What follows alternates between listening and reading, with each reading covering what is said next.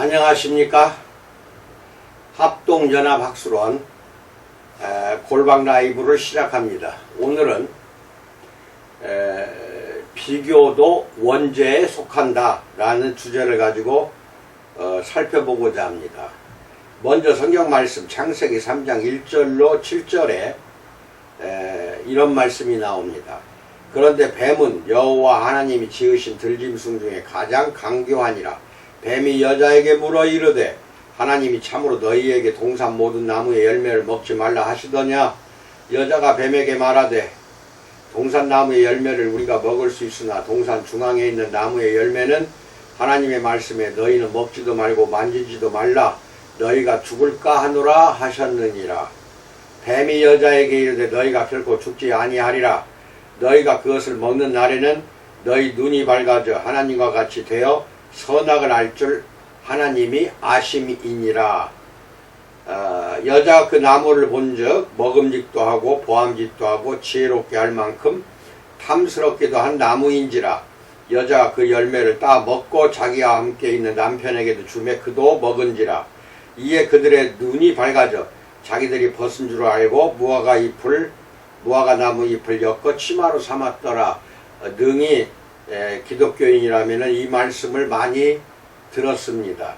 여기에 신약과 이어지는 구절이 하나 있는데 요한일서 2장 16절입니다. 이는 세상에 있는 모든 것이 육신의 정욕과 안목의 정욕과 이생의 자랑이니 다 아버지께로부터 온 것이 아니요 세상으로부터 온 것이라. 세상으로부터 온 것이라는 것은 그 속성은 사탄으로부터 왔다 이렇게 해석해도 무방합니다. 요한일서 2장 16절에 나오는 육신의 정욕, 안목의 정욕, 이생의 자랑, 이것은 다 창세기 3장 6절에 있는 그 나무를 본즉 먹음직도 하고 보암직도 하고 지혜롭게 할 만큼 탐스럽기도 한 나무인지라. 여기에 연결이 되어 있다고 보아도 무방합니다. 사탄이 여자에게 하와에게 그 나무의 선악과의 열매를 먹어도 된다 하고 유혹했을 때 이에 넘어간 것은 결국은 하와입니다. 사탄이 그렇게 말을 했다 하더라도 하나님이 너희는 그 나무 열매 중앙에 있는 나무 열매 선악과 나무 열매를 먹지도 말고 만지지도 말라 그러면은 너희가 죽을까 하노라 이렇게 말씀하셨던 것, 그것을 다 잊어버린 겁니다. 그 유혹이 너무 강력해서 거기에 넘어가서 자기 자유의지에 의하여 따먹은 것이지 사탄이 따먹으라고 하진 않았어요. 근데 하와는 사탄의 그 유혹에 넘어가서 자기 자유의 의지에 의하여 따먹은 것이 된다는 결론이 나옵니다. 그러면 여러분에게 이제 이 원죄에 대해서는 그 속성을 많이 들어서 알고 있습니다만은 여기에 암시되어 있는 것 중에 하나가 있습니다. 육신의 정욕과 안목의 정욕과 이생의 자랑 이런 거에 딱 암시되어 있는 거 하나가 그게 바로 비교입니다. 사탄이 뱀으로 나타나 하와에게 유혹했을 때 그 열매는 먹어도 된다고 했을 때 분명히 하와는 성경에는 명시되어 있지 않지만 하나님과 자기 자신을 비교했다는 것은 능히 우리가 찾아낼 수가 있습니다. 비교해 봤더니 자기도 하나님처럼 되고 싶어 해서 이겁니다. 되고 싶어서 선악과 열매를 따 먹었다. 이 비교가 그렇게 무서운 하나의 우리의 처절한 하나의 원죄에 속한다는 것을 오늘 이 말씀에서 찾아서 제가 좀 드리고 싶습니다. 먼저 이 비교하는 습성, 이것은 가정에서는 흔히 남편이 아내를 다른 여자와 비교를 많이 합니다. 또 아내는 남편을 다른 남자와 비교를 해서 좋니 나쁘니 판가름을 하고 그렇게 비교해 봤더니 자기 남편이 형편없는 남자더라 하는 것을 알게 되는 순간 이제 다른 남자의 유혹에 넘어가는 것은 당연한 것입니다. 남자도 비교했더니 자기 부인이 다른 여자와 아주 형편없이 안 좋더라 했을 때에는 반드시 바람이 난다는 것입니다. 그러니까 하와가 사탄이 뱀으로 유혹하여 했던 그 말에 넘어간 순간 비교를 했기 때문에 넘어간 것이지, 비교를 하지 않았으면, 즉 자기 자신과 하나님과의 비교가 없었다고 한다면은 굳이 넘어갈 이유가 없는 것입니다. 비교를 했더니 하나님처럼 나도 눈이 밝아져서 선악을 알고자 하고 싶다. 왜 하나님만 선악을 아냐? 나도 선악을 알고 싶다. 비교를 했거든요. 이 비교가 무서운 하나의 원죄 하나에 속한다는 것을 목회자도 잘 아셔야 됩니다. 이것은 가정만 그러는 게 아닙니다. 가정에서도 또한 자녀를 키우는 그 부모들은 다른 가정의 자녀하고 꼭 비교를 합니다. 또 그 어떤 가정은 자기 아들이 엄청 착하고 순하고 공부 열심히 해서 학교에서 1, 2등 하고, 그게 말할 필요가 없어. 이리 가라 저리 가라 말 안 해도 스스로 공부하는 자기 자녀를 자랑을 많이 합니다. 그때 옆집에 있는 다른 학부형이 그 말을 듣고 바로 그냥 우리 집 아들하고 비교가 되는 건 당연한 겁니다. 그래 와가지고 자기 아들을 이잡듯이 잡아드립니다. 그냥 너는 왜 옆집에 철수보다도 그렇게 멍청하냐? 왜 너는 그러냐? 왜 공부 안 냐? 이게 이 사회 전반에도 깔려 있습니다. 사회 전반에도. 정치, 사회, 경제, 문화 부분 전체에 걸쳐서 비교한다는 거, 이거 엄청납니다. 비교하는 거. 비교 때문에 이제 경쟁이 벌어지고, 경쟁 때문에 증오가 생기고, 질투가 생기고, 갈등이 생기고, 결국 그걸로 인하여 살인까지도 저지를 수 있는 것이 비교입니다. 저는 35년간 사회에서 현재까지도 사업을 하면서 목회한 지는 한 13, 14년 됐습니다. 그러니까 비교가 돼요. 자연스럽게 비교가 됩니다. 사회에서 온갖 안 좋은 것을 목회 현장에서도 보게 되거든요. 사회에 있어야 할 게 목회 현장에 있더라 이겁니다. 즉 목회자들끼리도 왜 이렇게 뒤통수를 치고 험한 말을 하고 동료 목회, 선후배 목회자들을 그냥 입으로 씹어대고, 그것도 정정당당하게 그 사람에게 말하는 게 아니라 뒤에서 이야기를 하는 거예요. 뒤통수. 이걸 뒷담화라고 합니다. 왜 뒷담화를 까냐 이렇게 이야기를 많이 하잖아요. 이게 목회자들의 아주 나쁜 버릇 중에 하나가 뒤통수 치는 것입니다. 왜 뒤통수를 치느냐? 그 목회자와 내가 비교해봤더니 형편없이 내가 초라해지는 것을 느끼면 바로 험담을 하게 돼 있습니다. 비교했기 때문에 그래요. 우리는 사실 고등학교 때부터인가요? 내가 모르는 부분이 있으면 반드시 선생님에게 물어봤습니다. 중학교 때도 그랬고요. 그리고 그 선생님의 말이라고 하면은 하여튼 간에 전부 다 순종을 하고 지키려고 노력을 했습니다. 나아가서는 친구들하고 비교한 적이 없어요. 내 자신을 해야 할 것이 학생이기 때문에 공부면 공부, 뭐 하루에 4시간만 자야 뭐 서울대 들어갈 수가 있다. 5시간 자면 떨어진다. 사당 오락이라는 말 하도 많이 들어서 학교 끝나고 집에만 오면 어디 나가질 않았습니다. 공부원이라고. 남하고 비교할 그런 시간도 없었고 비교도 할 줄 몰랐어요. 그렇게 해서 청소년기를 지내온 사람입니다. 저는 비교해 본 적이 없어요. 그리고 이제 선생을 15년 하고 나와서 이제 사회에 첫 발을 내딛는 순간 생존 경쟁 속으로 뛰어든 것이거든요. 즉 약육강식 속으로 뛰어든 것입니다. 약자는 죽게 되고 강자만 살아남는 것이 사회의 자본주의 사회의 하나의 특징이고, 이것은 다 알고 보면은 다윈의 진화론에서 나온 것이 약자는 죽어야 되고 강자만 살아야 한다. 이것이 거기서 나온 하나의 사상 체계입니다. 거기 그 속에 뛰어들어서 내 앞길만 보이는 거예요. 그냥 막 돈 안 벌면은 이제 선생할 때는 봉급 다 갖고 먹고 살았지만은 밖에 나와서는 돈 안 벌면은 가족이 다 굶어 죽잖아요. 그러니까 정신없이 돈 벌려고 앞만 보고 뛰었던 세월이 35년간을 살아온 것입니다. 그렇게 해서 사업을 일으켰어요. 화장품이니 식품이니 내가 할 수 있는 모든 지혜와 은사는 다 물론 하나님이 주신 것입니다.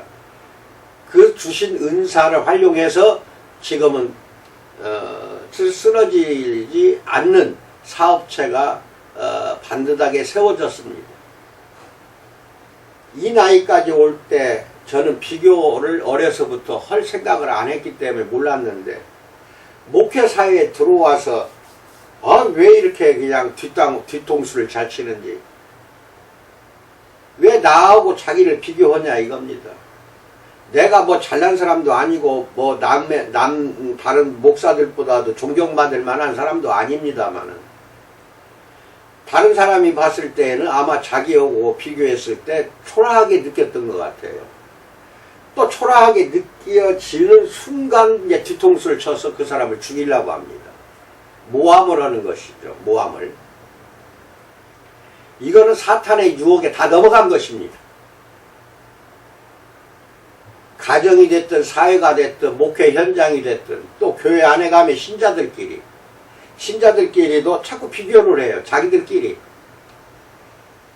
신자들은 이제 막 가입해서 기독교를 전혀 모르는 상태로 믿기 시작한 초기 크리스찬들이 또 많다고 봐야 됩니다. 그 사람들에게 덕이 될 만한 신자들이 돼야 되는데 전혀 덕이 안 돼요. 사랑으로 또 포용을 할 줄도 몰라요. 각박한 세상 생활에 살다가 교회 안으로 들어온 신자들이 사회의 그 잔여물을 갖고 들어옵니다. 그래야 교회 안에도 각박해진다는 거죠. 근데 거기에는 다 한 자락에 깔려있는 게 비교한다는 하나의 그 사상이 물들어 있다는 겁니다. 자기도 모르게 다 비교하면서 어렸을 때부터 지금까지 커왔기 때문에 그게 사탄의 아주 원대한 계획 중에 하나가 비교예요. 왜 비교를 하십니까? 사탄의 유혹이 넘어가는 것입니다. 지금 제 이 설교를 듣는 분들은 오늘부터는 우리는 절대 그렇게 해서는 안 되겠다.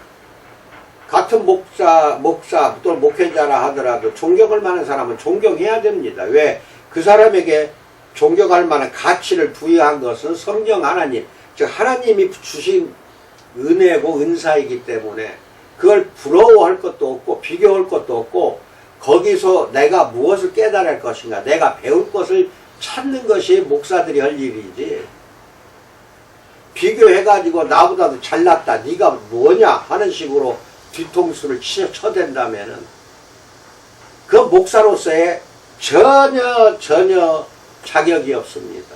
사탄에 넘어갔기 때문에 목사 면직 당하는 게 나아요. 차라리 하지를 말라는 겁니다. 목회를.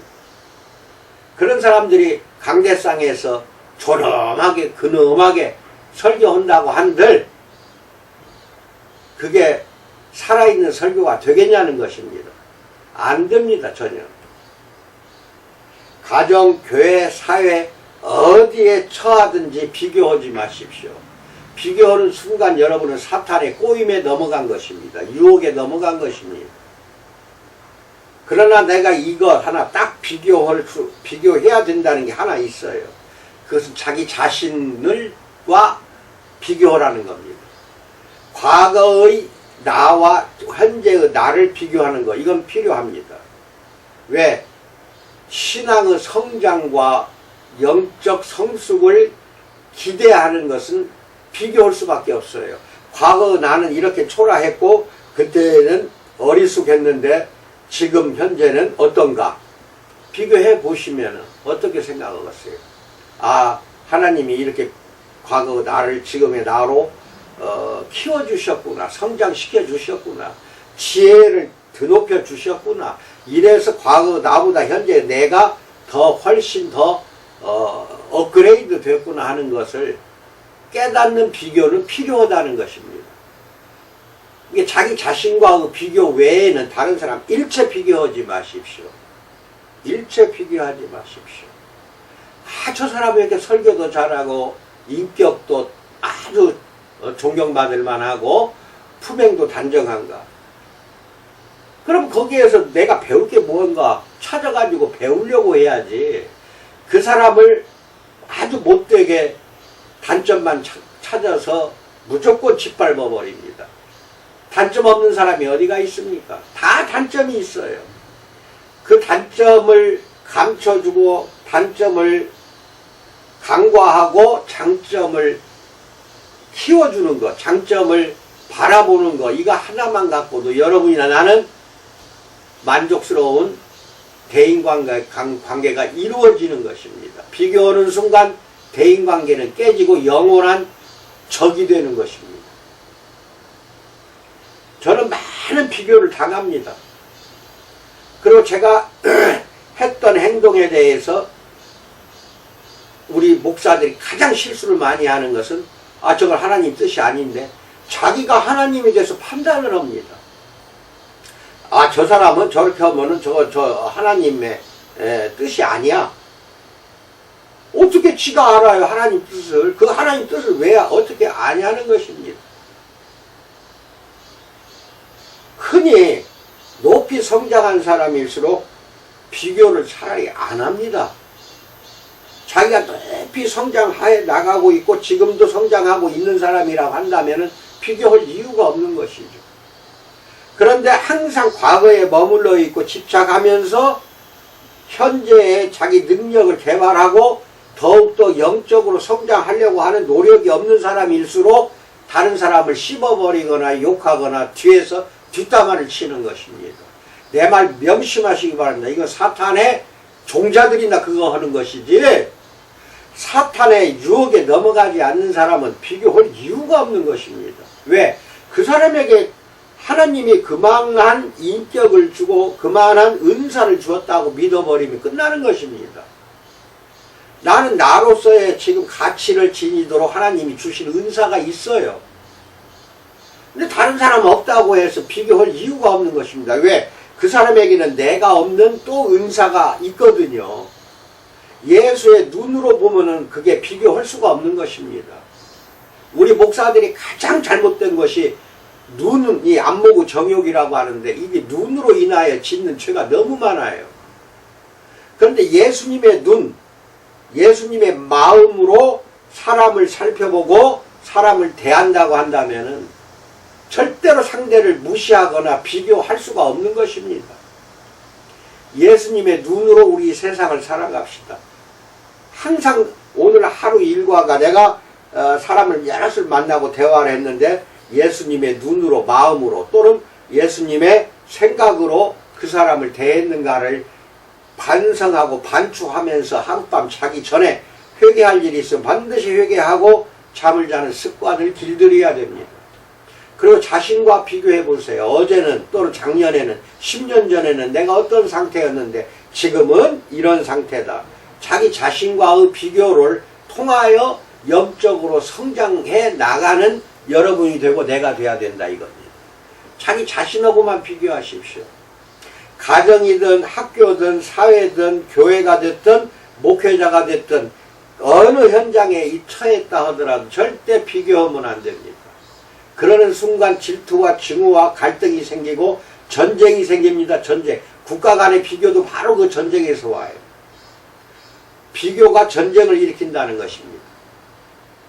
여러분, 분열을 자꾸 만들어내는 것은 비교에서 오는 것이지 그냥 무조건 막 분열이 생기는 거 아닙니다. 뭔가 비교했을 때 자기가 못났다고 생각하고 그냥 분열이 만들어지는 것입니다. 파당이 생기고 교단이 갈라지고 그리고 그 사람을 섣불리 판단합니다. 이게 하나님이 뜻인데 이 목사는 하나님이 뜻이 아니야. 왜 그런지 모르겠어 하고 자기 생각만이 하나님이 주신 계시인 줄 알고 하나님이 그렇게 역사하신 줄 알고 하나님이 주신 그게 말씀으로 알고 상대방을 평가하지 말라니까요. 예? 지가 하나님이 되는 걸 그거는 마음의 눈, 예수의 마음의 눈, 예수의 영적인 눈으로 바라보라는 뜻이지 누가 그 사람에게 하나님 역할하라고 했습니까? 목사들 그게 가장 큰 잘못입니다. 자기가 생각하고 자기가 말하는 것만 하나님 뜻인 줄 알아요. 다른 사람이 하는 건 하나님 뜻이 아니라고 아예 구분을 지어버립니다. 여러분 지옥 가려면 그렇게 하세요.